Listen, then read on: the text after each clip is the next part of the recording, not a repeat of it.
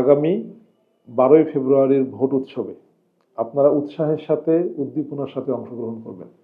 আমার বিশ্বাস প্রশাসনের পক্ষ থেকে আপনাদের নিরাপত্তার জন্য সব ধরনের ব্যবস্থাপনা থাকবে।